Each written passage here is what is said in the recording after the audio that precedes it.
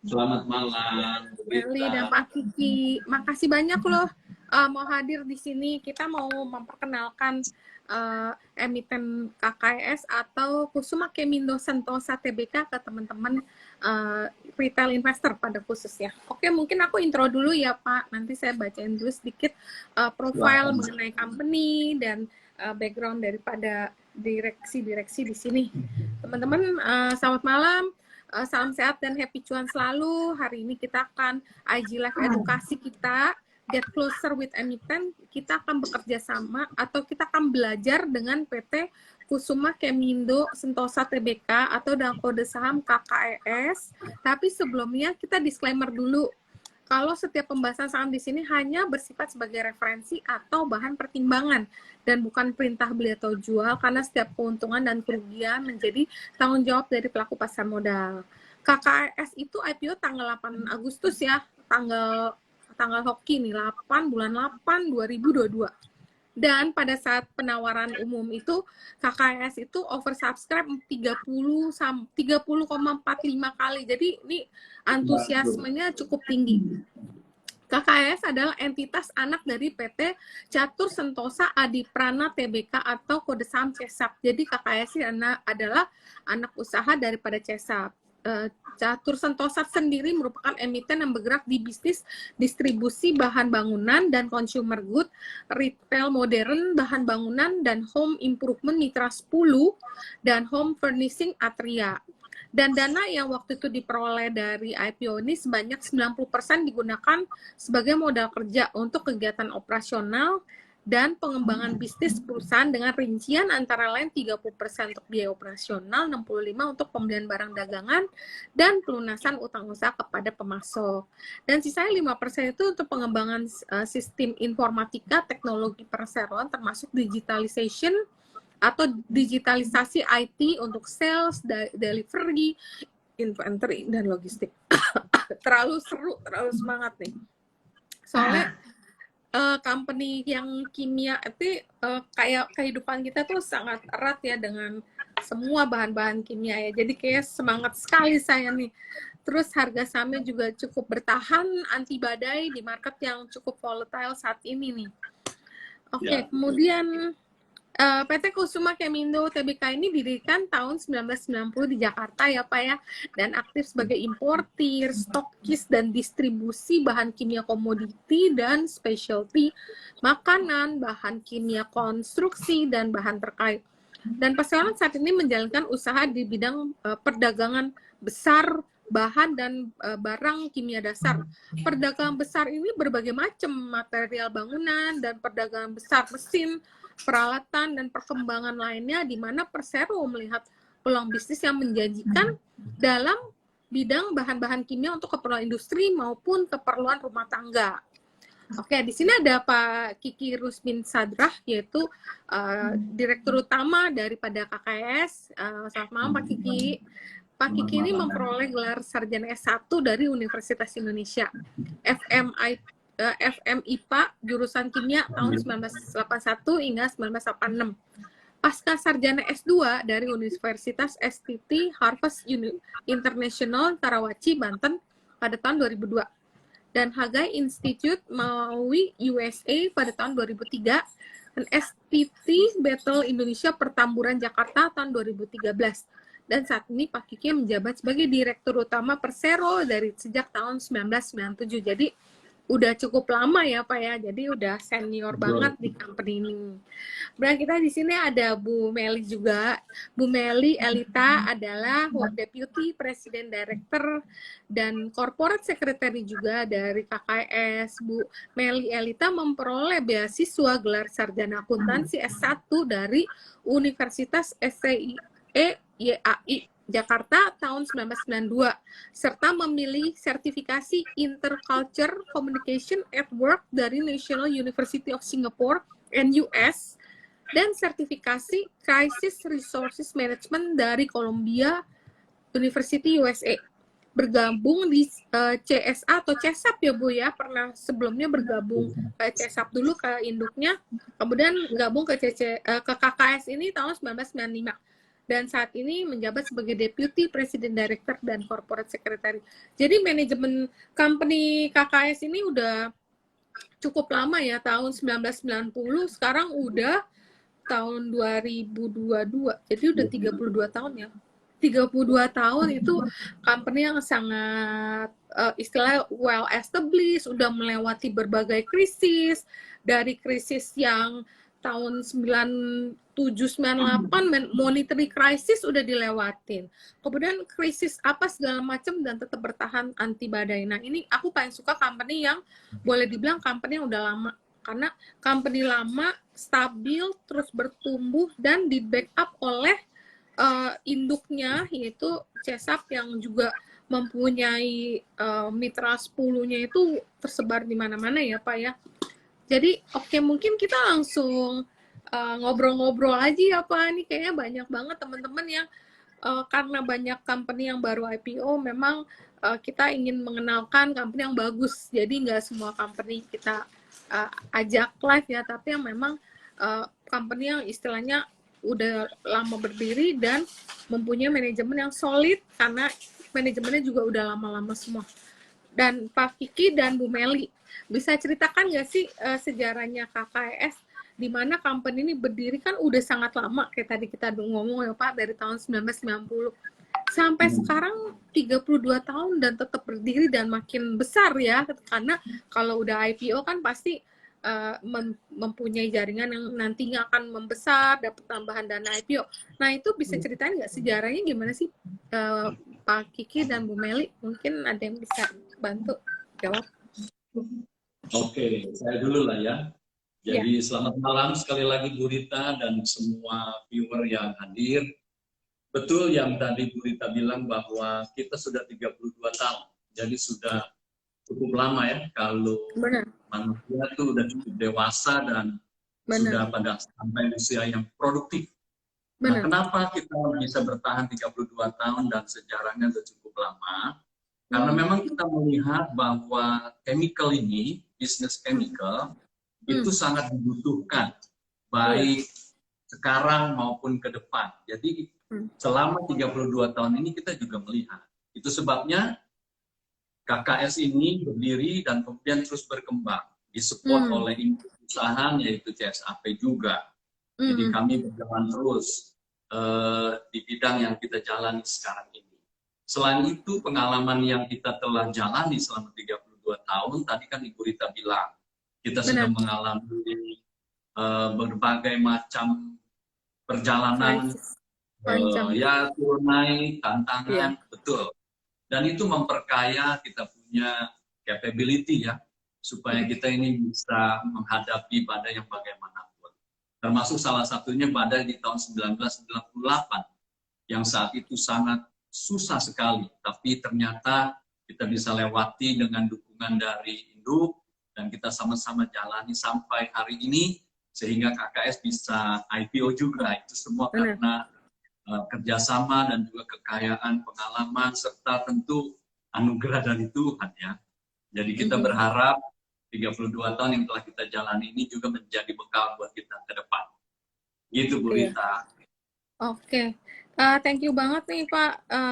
Siapa memang saya suka sih kan company yang udah terbukti istilahnya udah melewati badai, mau badai krisis moneter, krisis apa, semuanya udah dilewatin. Ini ya kita sebagai investor, kita cari company yang bisa dibilang nggak company yang baru berdiri, nanti karena badai dikit dia pusing lagi.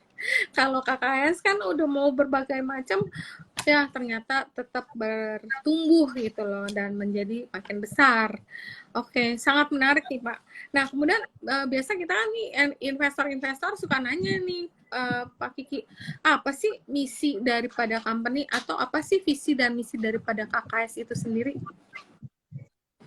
Ya, tentu sebuah perusahaan mempunyai visi misi dan itu harus tertanam kuat ya di dalam jiwa dari perusahaan maupun para stakeholder. Di KKS ini kita punya visi yaitu untuk menjadi perusahaan terdepan dalam bidang distribusi dan logistik barang kimia maupun bahan baku industri di Indonesia, dan kedepannya tentu di Asia Tenggara kita targetkan ya. Itu visi kita. Jadi ini visi Oke. yang sangat besar, luas, dan nggak apa-apa ini menjadi impian kita untuk kita raih. Benar, benar. Ya, makanya juga kita IPO ya. Lalu untuk mengejar visi ini, meraih visi ini, kita mempunyai 5 misi yang kita juga kerjakan bersama-sama dengan Indo. Yaitu yang pertama, kita memprioritaskan stakeholder. Lalu yang kedua, kita memberikan pelayanan terbaik kepada semua stakeholder maupun pada customer, prinsipal. Lalu juga kita menyiapkan manajemen penyediaan logistik yang berkesinambungan dan inovasi produk. Lalu yang ketiga, kita tentu peduli kepada lingkungan dan masyarakat, ya. Dan yang kelima maksud saya adalah mengoptimalkan sumber daya manusia. Di samping itu, selain visi misi dari perusahaan, tentu kita mempunyai warna atau karakter yang menjadi value dari perusahaan kami. Dan ini tentu menjadi komitmen untuk kita laksanakan setiap hari di dalam mengejar visi dan mengerjakan misi perusahaan. Value-nya apa? Yang pertama adalah kita membangun integritas. Kita kerjakan semuanya dengan integritas sehingga orang tentu bisa percayalah sama kita. Kita nggak main dengan bisnis ini dan juga kita jujur, makanya kita bangunlah integritas sebagai warna dari usaha kita. Yang kedua, kita mempunyai karakter inovatif yang harus selalu kita kerjakan. Sebuah perusahaan itu dapat terus eksis kalau dia bisa berinovasi dan beradaptasi dengan perubahan dari keadaan, ya. Dan yang ketiga, kita respect kepada semua stakeholder, termasuk respect kepada karyawan, respect kepada partner-partner, prinsipal dan customer. Jadi ini visi misi dan juga value dari perusahaan kami, Ibu Rita. Tuhan berkati. Iya, thank you banget Pak. Menarik sekali. Memang integrity itu penting sekali sih. Emang kayak udah kayak tanpa integrity itu, aduh susah deh. Jadi memang KKS makanya sudah membuktikan begitu lama karena dia mempertahankan value-value penting itu seperti tadi integrity, inovatif, dan respect ya. Oke, menarik Pak. Terus, nah mungkin kan banyak nih Pak teman-teman kan karena investor Indonesia itu banyak sekali dan terutama retail dan terus bertumbuh dan lately juga banyak sekali IPO baru. Nah, mungkin mereka wondering nih Pak atau mau tahu kira-kira tuh bisnis KKS itu seperti apa sih Pak? Mungkin Pak Kiki bisa ceritain nih ke teman-teman di sini. Oke. Jadi bisnis KKS ini adalah kita mengimport dan kemudian mendistribusikan bahan baku dan bahan kimia ini ke industri-industri, baik dari skala kecil sampai kepada skala besar. Dan industri mana? Tentu diantaranya ada di dalamnya industri kulit, ya, penyamakan kulit maksud saya, kemudian juga industri cat, tinta, plastik, dan juga lem, rubber, soap, polimer, tekstil, sampai kepada makanan, minuman, dan juga konstruction chemical maksud saya, lalu juga kepada industri pemakai wood finish. Nah, industri yang ditangani ini adalah industri yang terus berkembang sampai hari ini, bahkan kita percaya ke depannya juga berkembang. Selain itu kita juga mempunyai gambaran industri-industri baru yang kita mau ambil, kita kembangkan. Ini menjadi ladang harapan kita, baik saat ini maupun ke depan buat KKS ya. Sehingga dengan ladang seperti ini, kita percaya bahwa kita mempunyai ladang yang begitu luas dengan masa depan yang bagus. Selain itu, kita juga punya strategi untuk mengembangkan usaha bisnis kita ini ke depan ya. Jadi, saya percaya dengan bisnis seperti ini, KKS punya kaki yang cukup kuat untuk terus berkembang ke depan. Itu, Bu Rita. Oke. Iya menarik sih memang kita kehidupan sehari-hari kayak tadi Bapak bilang nggak bisa lepas dari bahan chemical atau kimia ya Pak ya. Mau kulit, mau cat, mungkin dari kita bangun tidur, kita mandi semua sabun juga udah pakai ada kimia ya Pak ya. Jadi memang kimia ini ya memang sangat dibutuhkan dan makanya industri ini juga terus bertumbuh ya Pak ya ke depannya. Oke. Ya, menarik sekali sih Pak Ni. Nah, terus Nah, ini kalau bagaimana kalau KKS melihat peluang bisnis nih yang menjanjikan di bidang bahan-bahan kimia untuk keperluan industri maupun keperluan rumah tangga. Mungkin Bu Meli bisa bantu jawab nih kalau ini. Karena banyak Ya. urusan rumah tangga nih, Bu. Selamat malam Bu Rita sebelumnya dan viewer juga ya. Saya akan mencoba menjawab ini. Kalau kita melihat peluang keperluan industri dan industri rumah tangga yang meningkat terus-menerus dan berkesinambungan dan polusi yang dan populasi yang besar Indonesia dan nilai PDB yang cukup besar meningkat terus, maka peluang bisnis untuk KKS itu akan semakin besar dan berkesinambungan dengan berjalannya waktu. Misalnya kita dalam kehidupan sehari-hari di Bu Rita, kita bisa lihat bagaimana produk kimia kita digunakan di lingkungan sekitar kita. Contohnya makanan. Kita ambil yang paling simpel aja Bu Rita, di sini kue tiaw, bihun. Nah, ini menggunakan bahan baku kimia putih dan membuat kue tiaw bihun ini. Kedua, pakaian. Nah, pakaian kita menggunakan bahan baku tekstil. Tas, dompet yang sering kita pakai sehari-hari ini menggunakan bahan baku kulit. Nah, di sini kulit ini cukup menarik nih. Pada saat proses kulit ini, kita ada satu bahan baku yang kita sebut penyamakan. Pengenyalan kulitnya. Ya, di tahap-tahap pembuatan kulit ini, bahan baku kita ini yang kita supply. Selain itu properti, semua menggunakan bahan baku kimia. Jadi produk kimia kita ini bisa dikatakan tetap digunakan sepanjang waktu. Long last. Mungkin saya sedikit koreksi tadi. Kue tiaw bihun itu bukan pakai bahan kimia, tapi bahan baku industri seperti cornstarch, bahan makanan ya. Oke. Cornstarch. Ya, cornstarch. Jadi bahan baku namanya kimia kita namanya cornstarch yang untuk dipakai. Oke. Jadi kita di sini akan dipakai bahan kimia ini akan tetap digunakan sepanjang waktu. Di mana finish produknya akan dibutuhkan semua orang dalam jangka waktu panjang. Iya sih. Cornstarch ini memang dipakai di mana-mana ya, termasuk pembuatan saus sambal juga ya, Pak ya? Oke. Ya, bisa. Bisa. Berarti cornstarch ini diimport sama KKS juga ya, Pak? Ada. Termasuk sama. Menarik sih, menarik. Ini bakalan soalnya memang banyak banget makanan atau makanan yang udah diolah ya, yang banyak menggunakan cornstarch seperti yang tadi Bu Meli bicarakan ya. Cornstarch mungkin kalau orang sini bilang tepung maizena ya Pak ya, yang untuk mengentalkan makanan berkuah. Jadi mungkin yang tadi itu bukan bahan kimia, tapi dalamnya mungkin ada campuran dari maizena yang makanya bisa mengentalkan makanan masakan yang berkuah tadi ya Pak ya? Betul. Oke. Menarik sekali nih. Kita udah mulai seru nih Bu. Ternyata kita ngelihat wah dari kita melek sampai tidur semuanya pakai kimia nih. Makanya KKS ini terus harga sahamnya juga terus bertumbuh nih karena memang sedemikian lekatnya dalam kehidupan kita sehari-hari ya, dan itu tetap dipergunakan sepanjang waktu kayak tadi si Ibu bilang long last, jadi sewaktu seterusnya kita akan pakai dan dibutuhkan oleh semua orang untuk jangka yang panjang. Nah terus Bu Meli, kita mau tahu nih kira-kira siapa aja sih kliennya KKS, Bu?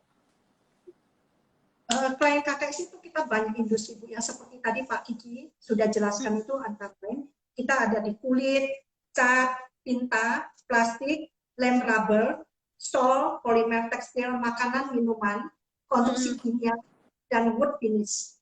Total klien yang ada pada saat ini lebih dari 2.300 klien dari skala kecil sampai besar di seluruh Indonesia. Wah udah 2.300 klien ya. Ya kalau company udah matang ya begini sih, udah well established, kliennya juga klien base-nya udah very strong. Dari skala besar sampai kecil, dan itu udah meliputin di seluruh Indonesia ya. Oke. Nah, terus seperti yang saya pernah baca, bahwa KKS kan punya 6 segmen nih. Segmen A tuh kulit sintetis, segmen B ada cat, coating, tinta, thinner, plastik, resin, pipa, PVC. Kemudian ada segmen berikutnya itu segmen C, yaitu perekat, tekstil, karet, busa, sol. Ada lagi nih segmen D, yaitu makanan dan minuman. Segmen E, konstruksi, toko, aluminium. Kemudian ada segmen F, finishing, kayu, furniture, pintu, rangka, untuk peti mati, untuk instrumen. Nah, itu semua segmen itu kan ada 6 ya, Bu ya. Yang kontribusi paling besar itu yang mana sih? Karena istilahnya mencakup hampir semua kan. Semua lini tuh kayak dipegang semua kan sama KKS. Nah, tapi dari semua segmen tadi yang kontribusi paling gede yang mana ya, Bu? Kita memang benar ada 6 segmen. Segmen terbesar kita tuh ada di segmen B. Di sini segmen B itu ada karat, putih, tinta, thinner, plastik, resin, pipa PVC yang memiliki kontribusi sebanyak sekitar 37,6% kita. Terus oleh segmen B, ini juga cukup besar ya, segmen B ini terdiri dari perekat, tekstil, karet, busa, sol yang memiliki kontribusi 33,5%. Oh, oke. Jadi segmen B dan C sebenarnya hampir berimbang ya untuk memberi kontribusi kepada KKS ini. Ya memang sih kalau cat mungkin makin banyaknya nanti orang yang renov atau yang bangun baru ini juga demandnya pasti akan nambah juga ya, karena ini kelihatannya erat hubungannya dengan kehidupan hari-hari juga nih. Kemudian untuk tekstil juga ternyata banyak juga ya, 33,5 ya Bu pakainya. Ya. Oke. Nih ada lagi nih yang saya mau tanyakan nih, Bu Meli sama Pak Kiki. Kusuma Kemindo Sentosa kan anaknya PT Catur Sentosa Adi Prana Tbk, atau biasa tuh kalau di orang market bil kode sahamnya kan CESAP. Nah, CESAP kan tadinya sebelum listing itu punya 51% nih Pak, cukup banyak. Terus karena IPO akhirnya kepemilikan CESAP terhadap KKSN berkurang sedikit lah, 40,8. Nah, kira-kira bagaimana sih supportnya CESAP terhadap KKS ini? Sampai saat ini support PT Catur Sentosa Adi Prana Tbk terhadap KKS itu tetap tidak berubah. Mereka full support terhadap kita. PT Catur Sentosa Adi Prana Tbk ini merupakan induk perusahaan KKS yang saat ini sudah menjadi perusahaan publik juga. Dan mereka itu bergerak di industri distribusi bahan bangunan. Iya, oke. Iya, CESAP ini company yang sangat-sangat bagus ya. Aku juga suka. Mungkin kalau teman-teman ada yang tahu bahwa CESAP ini sebenarnya listingnya juga udah cukup lama, dan sahamnya itu kalau kita bisa lihat pelan-pelan tapi naik terus dan slowly but sure. Modelnya yang boleh dibilang mungkin ini company yang juga considering anti badai ini, karena memang jarang sekali kalau zaman sekarang kan ada saham yang ARA, besok ARB, ini nggak stabil. Pokoknya slowly but sure. Yang jantungnya nggak kuat mungkin yang kayak gini tuh lebih cocok lah ya. Jadi nggak deg-degan, beli tidur tenang. Ya siapa sih yang sekarang nggak kenal Mitra 10? Mitra 10 tuh udah kayak mungkin supermarket bahan bangunan gitu ya Pak ya? Terbesar kan, 49 cabang ya Pak? Iya. Ya kan, dikit lagi kayaknya mau buka cabang ke-50 nih Pak, yang induknya kita nih CESAP. Iya. Iya, jadi ya company-nya juga disupport oleh induk yang strong. Jadi waduh udah deh, kalau buat investasi memang cukup menarik sih.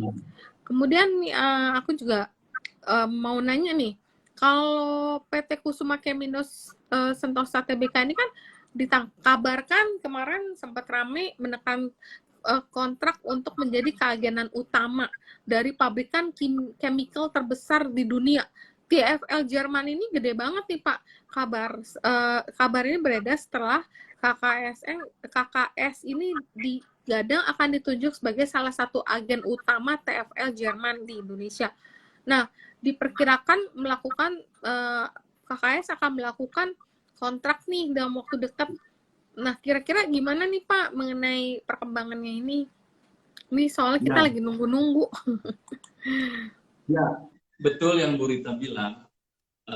KKS akan ditunjuk, tapi sekarang sebetulnya sudah ditunjuk Oh, oke. Tanggal 15 September yang lalu secara resmi memang baru by email, TFL yang merupakan salah satu produsen kimia specialty untuk industri kulit, penyamakan kulit, itu sudah secara resmi by email untuk menunjuk KKS ini menjadi salah satu agen utama menangani semua produk-produknya di Indonesia.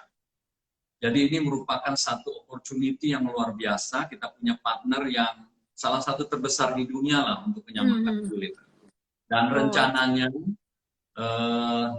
mereka Direktur Asia Pasifiknya akan datang ke Indonesia untuk signing, dan secara official kita bisa sama-sama shake hand together.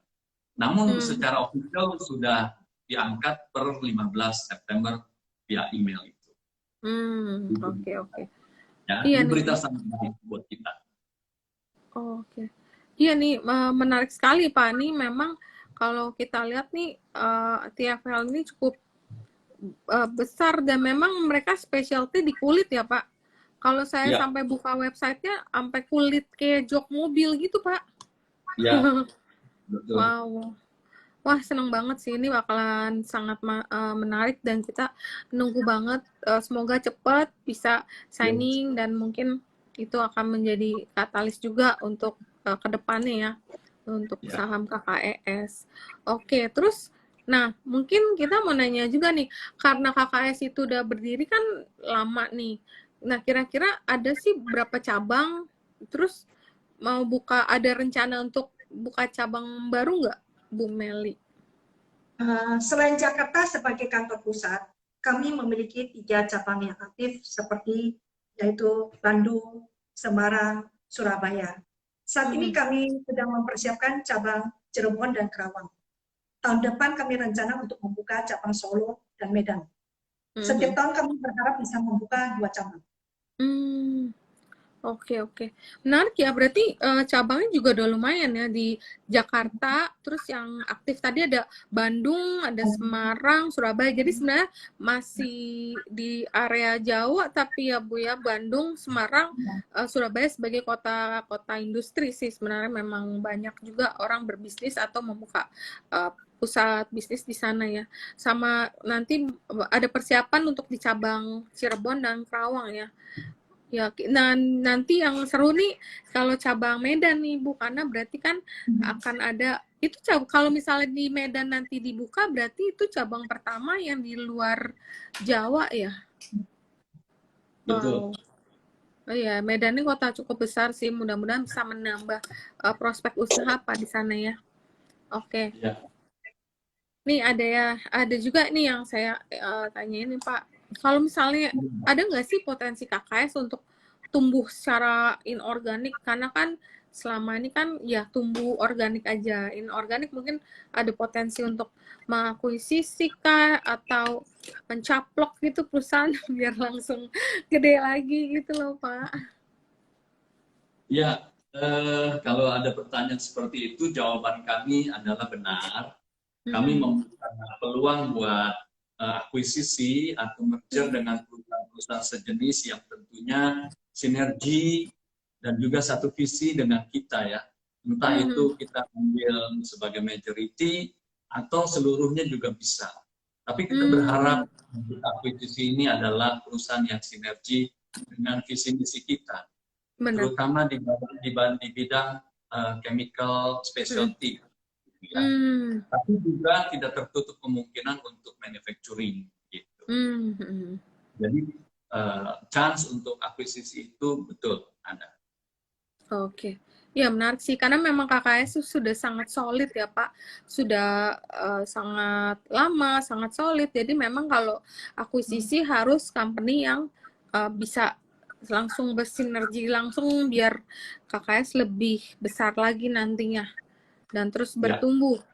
Nah, ini Bu Meli, biasa nih kalau namanya emiten, terutama kayak emiten retail itu paling seneng sih kalau nanyain kebijakan dividen gimana sih? Apalagi company yang baru listing nih, karena ada sebagian company yang baru listing, wah kebijakan dividennya kan beda-beda. Nah, mungkin Bu Meli bisa ceritain nih kalau kebijakan dividennya KKS gimana? sesuai dengan prospektus, kami sudah berkomitmen untuk membagi maksimal kita 35% dari laba presiden setiap tahun yang akan diputuskan melalui RUPS. Komitmen ini tetap kita akan pegang sebagai salah satu bukti kepercayaan yang akan kami wujudkan untuk shareholder dan stakeholder. Oke. Jadi sesuai yang sudah disampaikan di prospektus ya, jadi akan memberikan dividen maksimal 35% dari keuntungan Persero setelah diputuskan nanti ya lewat RUPS. Jadi memang ini sebagai tanda apresiasi mungkin KKS kepada stakeholder nantinya ya Bu ya. Oke, nih ini mungkin ada yang sebenarnya tadi aku lupa nanyain sih, Pak Kiki gimana bisa bergabung ke KKS sih? Karena waktu kita masih cukup banyak nih sebelum aku nanya ke waktu masa pandemi. Mungkin Pak Kiki cerita nih kok bisa sih Pak join ke KKS? Mungkin teman-teman mau cerita karena waktu kita masih panjang, jadi kita ngobrolin dulu yang santai-santai nih Pak. Ya, boleh. Jadi pertanyaannya gimana? Ya, dulu Bapak gimana bisa sampai berlabuh ke KKS? Mungkin dulunya company sebelumnya apa, terus join ternyata nih ada company sampai sekian lama dan terus Bapak masih terus menjaga KKS sepanjang lama Bapak bergabung di sini nih. Ya, ini pertanyaan sangat menarik ya. Sebelum saya bergabung di KKS ini, memang saya sudah berkecimpung dalam bisnis yang sama di perusahaan kompetitor lah ya. Tapi karena tidak cocokkan visi misinya, akhirnya ya saya tadinya sih memang mau pindah ke tempat lain. Tapi setelah kami tukar pikiran dengan Pak Budianto Totong, ya akhirnya saya setelah bincang-bincang dengan istri tentunya, ya kami sepakat untuk bergabung di KKS supaya KKS bisa maju ke depan sesuai dengan visi misi yang tadi saya sudah sampaikan. Begitu. Wah, dan jadi tim kami di sini juga kompak sehingga ya saya bertahan cukup lama lah untuk sama-sama di sini bisa maju. Iya loh, gitu ya. udah lama loh Bapak di sini loh. Jadi boleh dibilang Bapak join kan tahun 97. Company waktu itu baru berdiri 7 tahun. Dan karena tangan dingin Bapak dari tahun 97 hingga 2002 terus berkembang sampai bisa IPO sih. Memang perjalanan yang enggak sebentar ya, istilahnya mungkin udah sekian lama menjabat dan ngurusin company ini mungkin dari kecil, sekarang mungkin nasabahnya atau kliennya udah sampai ribuan kayak gini dan Bapak masih terus mengawal ya. Hebat sih Pak. Jadi aku makanya tadi juga karena kita masih panjang juga waktu kita mungkin ngobrol-ngobrol kayak gitu, soalnya mungkin teman-teman juga tertarik nih. Oh, lama sekali nih joinnya. Oke. Jadi ya menarik sih. Nah, kalau Bu Meli sendiri waktu itu join tahun 95 ya, Bu? Ya, cukup lama Bu, 95. Sebelumnya di CSA dulu? Di CSA dulu, baru join dengan Pak Kiki. Memang jodohnya sama Pak Kiki, harus membantu Pak Kiki. Oke. Dulu kalau di CSA posisinya sama kayak... Lebih ke akunting. Oh, ke akunting. Oke, ya hebat sih, soalnya Ibu kan kalau kita lihat sih udah sampai dapat beasiswa S1 lagi dari universitas yang cukup bergengsi nih khusus. Ya ini memang paling bagus untuk akuntansi ya kalau kita tahu sih. Dan juga banyak sekali memiliki sertifikasi dari University of Singapore. Dan terus Ibu juga dari tahun 95 ya Bu udah join di sini ya. Jadi Deputy President Director mensupport Pak Kiki. Oke, ya menarik sih. Nah, terus mungkin aku mau nanya juga nih, kalau bagaimana sih, kan kemarin kita masuk COVID itu sekitar hampir 2 tahun ya Pak ya, mungkin sekarang mau masuk 3 tahun kali. Bagaimana sih KKS bertahan selama masa pandemi? Harusnya masa nggak istilahnya nggak susah lah. Orang dulu Krismon aja tahun 98 ya Pak, lebih heboh kali, dolar dari noceng sampai 16.000, itu kayak lebih puyeng ya Pak ya. Sekarang pandemi harusnya ya oke lah, masih gampang dilewatin. Nah tapi kita penasaran aja sih bagaimana sih bertahannya Pak selama pandemi itu. Ya, ini pertanyaan yang sangat bagus sebetulnya buat para pebisnis. Iya. Jadi memang gejolak-gejolak atau tantangan seperti ini, masalah besar yang bisa timbul ya, itu sebetulnya memang sangat men-challenge setiap perusahaan untuk bisa eksis apa enggak, bertahan apa enggak. Lalu kalau dia bertahan tentu dia bisa maju. Salah satunya tentu adalah perusahaan kami ya, KKS. Pada waktu pandemi tersebut terjadi, juga dulu waktu terjadi Krismon di tahun 98, itu memang benar lah ya, market mengalami kontraksi penurunan. Baik domestik maupun global. Bahkan yang di global sampai hari ini makin berat keadaan. Benar. Namun tentu ini memberi dampak kepada market kita, marketplace dari KKS. Mengalami gangguan lah. Namun manajemen KKS kami ini tentu nggak berdiam diri. Jadi kita telah menyusun dan mengerjakan strategi yang kita sudah siapkan lah, dari pengalaman maupun dari pemikiran-pemikiran, mana strategi yang terbaik supaya kita bisa mengatasi dampak negatif dari semua masalah ini, termasuk pandemi yang sampai hari ini berlangsung, dan tentu dapat mempengaruhi omset penjualan kita, income perusahaan ya. Tetapi kita bersyukur di tahun lalu kita bisa meningkat 10,4% dibanding 2020. Lalu gross profit kita di tahun lalu bisa meningkat hampir 20% dibanding tahun 2000. Maksud saya gross profit kita persentasenya hampir 20% dibandingkan tahun 2020 yang hanya sebesar 17%. Nah, strategi tersebut apa saja? Beberapa diantaranya adalah yang pertama kita seleksi. Produk-produk kita seleksi dan kita fokus kepada produk-produk yang GPM-nya tinggi, gross profit-nya tinggi. Lalu yang rendah dikemanain? Yang rendah itu kita hilangkan atau kita kurangi kuantitinya. Ya. Atau kita berhentikan tapi sementara. Ya.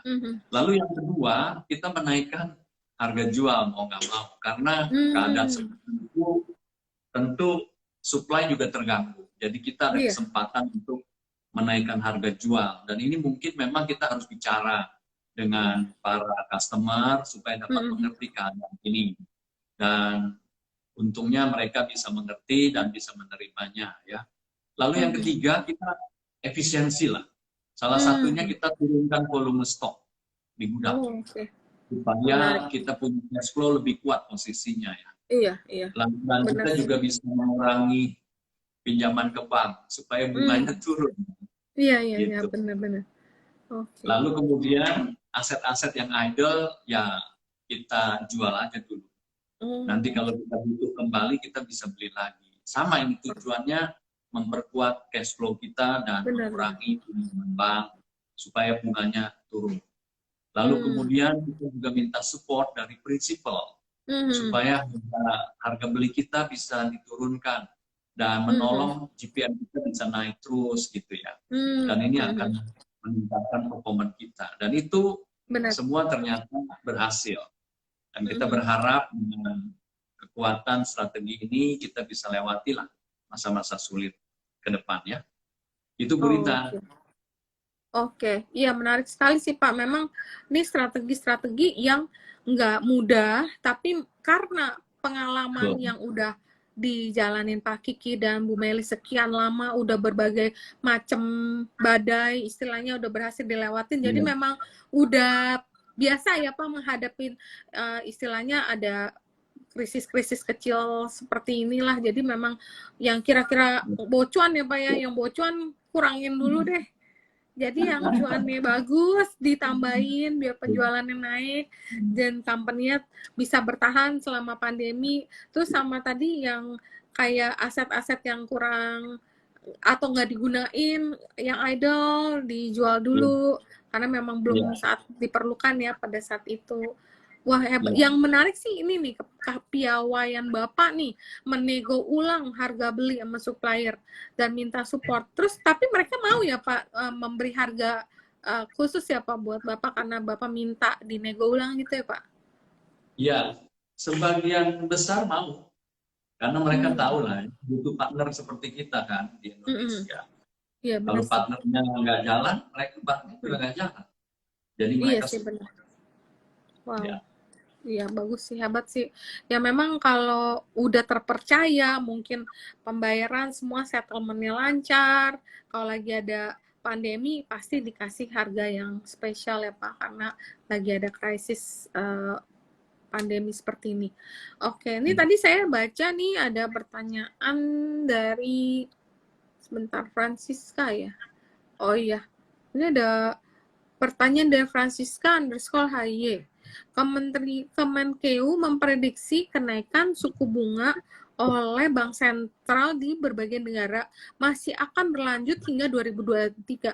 Nah, persiapan apa yang akan dilakukan Persero untuk menghadapi hal tersebut? Nah, siapa yang bisa bantu jawab nih? Pak Kike apa Bu Meli? Ya. Bu Meli. Oke. Nah, terima kasih semuanya kepada Ibu Francisca. Nah, untuk hal ini tadi Kementerian Keuangan memang memprediksi akan adanya kenaikan suku bunga oleh Bank Sentral di berbagai negara yang akan berlangsung terus sampai tahun 2023 mendatang. Dan hal ini memang menjadi tekanan buat tiap-tiap negara, termasuk Indonesia, di mana tekanan itu ada berupa inflasi dan juga disrupsi supply itu akibat dari pandemi dan perang Rusia Ukraina ini.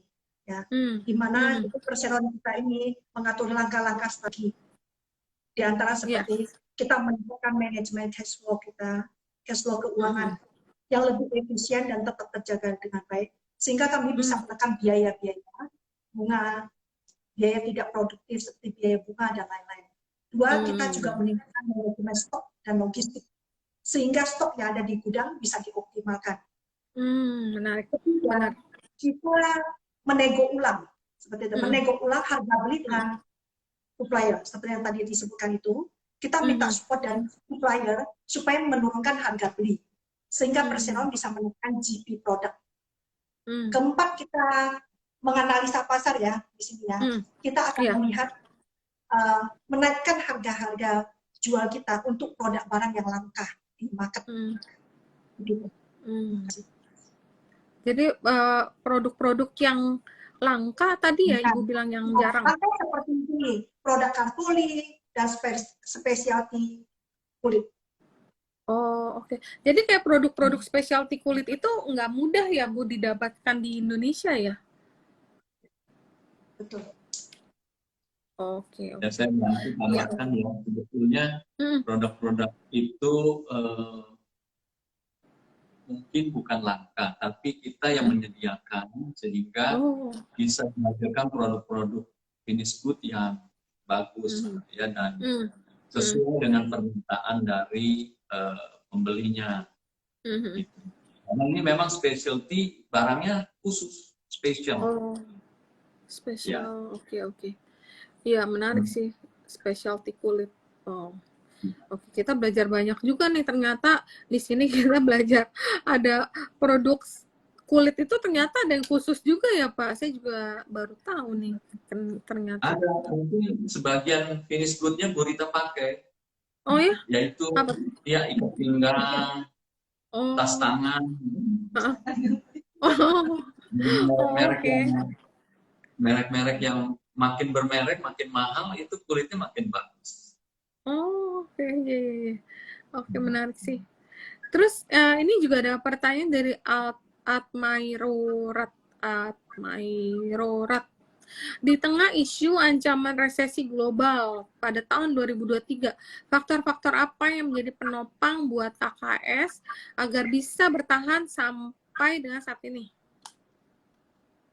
Ya, seperti yang tadi sebagian sudah dijelaskan oleh kami, jadi memang kita ini harus terus memikirkan langkah-langkah bagaimana perusahaan kami ini bisa terus bertahan dan bisa terus menghasilkan keuntungan tentunya.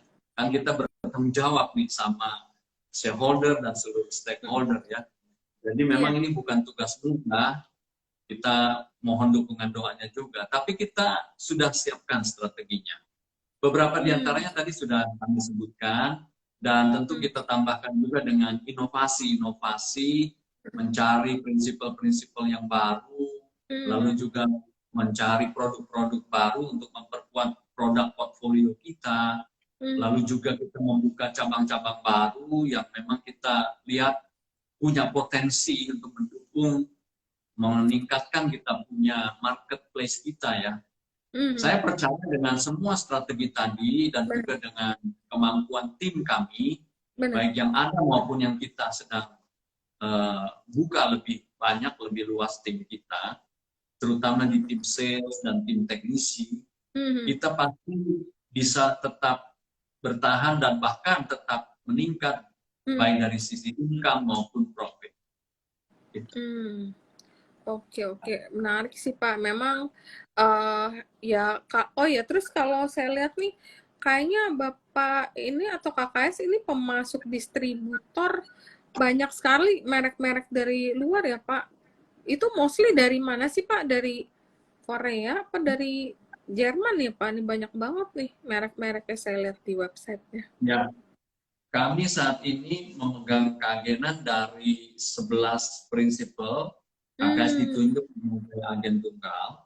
Lalu kami juga disupport oleh lebih dari 37 prinsipal, tetapi belum ditunjuk sebagai agen tunggal. Jadi total sudah hampir 50 prinsipal. Dari mana mereka? Kebanyakan berasal dari Asia, yaitu dari Jepang, dari China, juga dari Korea ada, dari Thailand ada, tapi juga dari Jerman, dari Amerika ada. Ada jadi cukup banyak juga. Iya, cukup total banyak dan beragam. Ya. Oke. Ya, saya sampai lihat ada BASF nih Pak. Kalau kita orang lama BASF taunya tip. Ini ternyata ada juga ya Pak, ini company yang istilahnya salah satu distributornya dari KKS ya Pak ya. Oke. Dan terus prinsipal. Iya, prinsipal ya. Terus nanti ada rencana untuk penambahan lagi nih Pak, terus penambahan dari semua brand yang betul. BASF itu salah satu produsen kimia terbesar di Jerman ya, di kota Ludwigshafen. Saya pernah ke sana, mereka memproduksi ribuan chemical. Kami menanggung hanya sebagian kecil di divisi yang namanya fine chemical. Dan kita akan terus kembangkan produk-produk mereka. Tetapi di samping prinsipal BASF ini, kami juga kembangkan terus untuk mendapatkan prinsipal-prinsipal baru. Sehingga nanti produk portfolio kita semakin banyak, termasuk juga masuk ke industri-industri yang baru yang sedang kita kembangkan. Begitu. Jadi KKS akan semakin kuat, karena dukungannya semakin banyak, kakinya semakin luas. Iya, benar sih. Dan istilahnya nggak depend sama 1-2 negara, tapi benar-benar mau dari Eropa, Amerika, atau Asia itu semuanya ada ya Pak ya? Oke. Ada. Juga Australia ada. Oh, Australia juga ada Pak. Oh, saya cuma tahunya yang biasa yang kuat untuk chemical itu biasa Jerman sih. Umumnya banyak sekali mereka supply untuk bahan-bahan kimia gitu. Ya, kalau ada yang tanya apakah ada prinsipal dari domestik, ada. Tetapi memang produsen specialty itu dan beberapa komoditi yang kita tangani ini ada sebagian yang tidak ada produsennya di domestik. Namun kami juga menjual barang-barang dari domestik, cuma memang belum banyak. Tapi berarti rata-rata semuanya dijualnya ke domestik ya Pak masih? Oh iya, market kita di Indonesia. Mendukung industri di Indonesia. Oke. Mungkin karena terus Pak, ini kan segmennya Bapak kan tadi ada 6. Kira-kira ada rencana mau nambah segmen ke-7 nggak Pak? Ada. Oh ada. Wow, ini Ada. soalnya udah hampir semuanya diambil loh Pak. Yang kulit sintetis diambil, yang orang bikin tadi Bapak bilang penyamakan kulit ya, bikin bahan-bahan kulit tuh kan enggak. Terus yang cat, coating, tinta, itu kan yang berkaitan dengan cat-catan deh, mungkin tinta-tinta, pipa, itu kan udah diambil. Terus ada Ya, lagi yang tekstil, karet, nah, makan yang juga kan. Istilahnya lengkap nih. Nah, kira-kira ada rencana nih Pak berarti ya? ada. Contoh yang kita belum masukkan di perkebunan, di Hmm, pertanian, perikanan, kita mhm. juga belum masuk di pupuk. Ya, itu contohnya ya. Oh, Kita lagi oke. pikirkan untuk membuka market ke sana juga. Oh, oke. Iya, menarik sih. Nah, ini berarti nanti makin luas nih ya, Pak.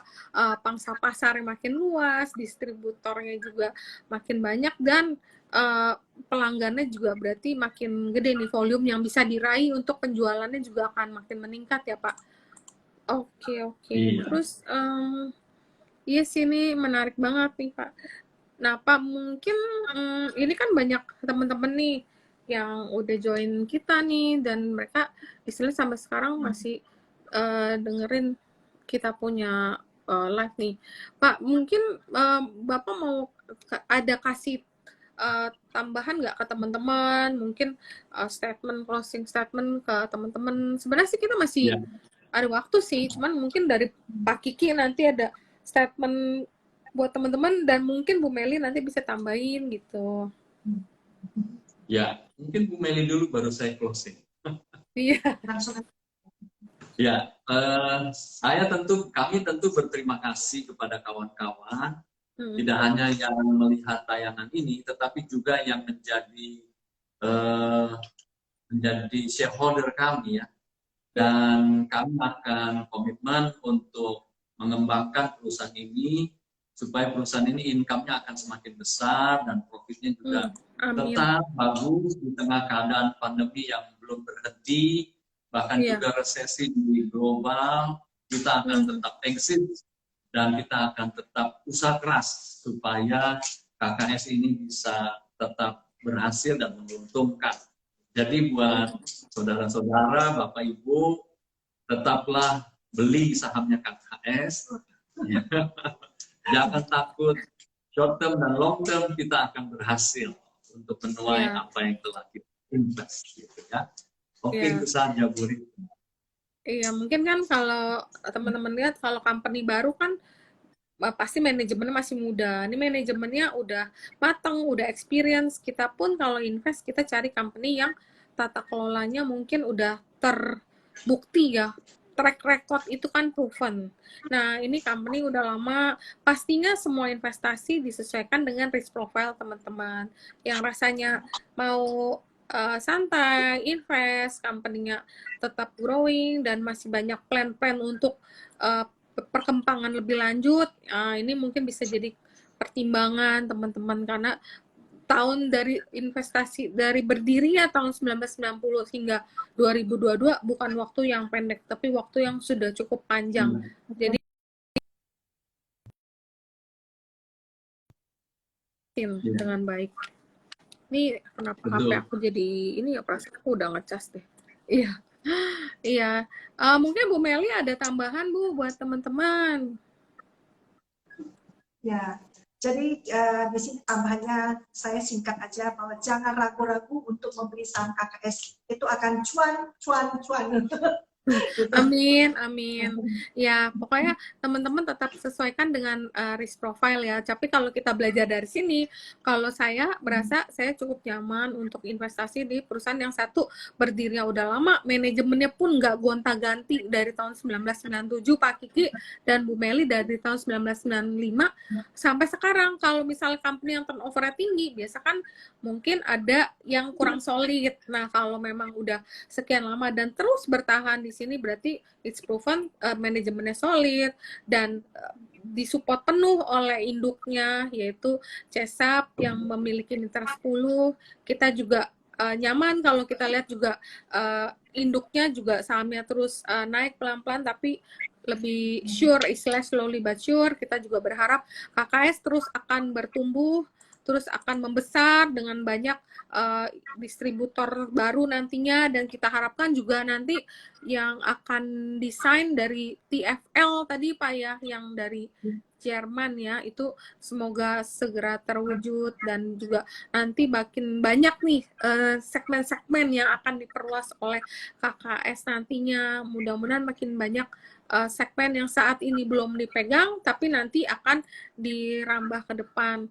Dan kita juga terus berharap bahwa value-value yang udah ditanamkan KKS sebelumnya kayak integrity, inovasi, dan respect itu juga terus akan menunjang kinerja atau istilahnya semua kerjanya KKS, karena punya value yang tinggi seperti tadi, terus akan membesar dan bertumbuh makin baik, dan diiringin dengan karena kinerjanya bagus, kinerja terus bertumbuh, maka harga sahamnya pun akan ngikut.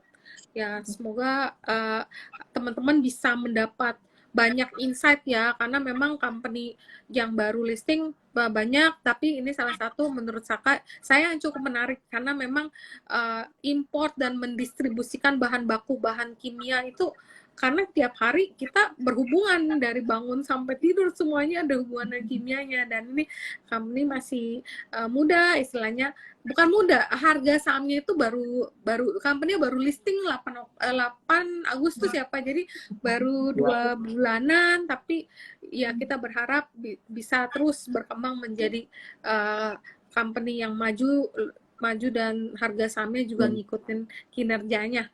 Kita tunggu nih Pak selanjutnya untuk perkembangan dari KKS selanjutnya. Ya. Mungkin gitu dulu kali ya Bu Meli. Teman-teman kalau yang mau nonton ulang dan temennya belum bisa join, nanti boleh di-share di IGTV ini, saya save. Silakan ditonton ulang buat teman-teman yang belum hari ini nggak ngikut, bisa mengikutin lagi nantinya. Oke, mungkin gitu dulu ya Pak Kiki, Bu Meli. Makasih banyak ya untuk kehadirannya. Ya, malam, mudah-mudahan nanti kita bisa invite lagi untuk nantinya buat teman-teman yang lain setelah nanti KKS menjadi lebih besar dan lebih maju. Oke, gitu dulu ya Pak. Makasih. God bless you. Thank you. Selamat malam.